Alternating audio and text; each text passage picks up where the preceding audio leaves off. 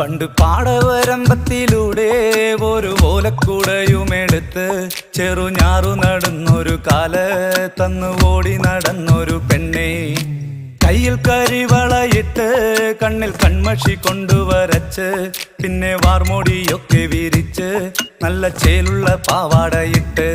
ആ തോട്ടോരത്തുള്ളൊരു കൈതോലക്കൂട്ടത്തിനോരത്തു നിൽക്കണോ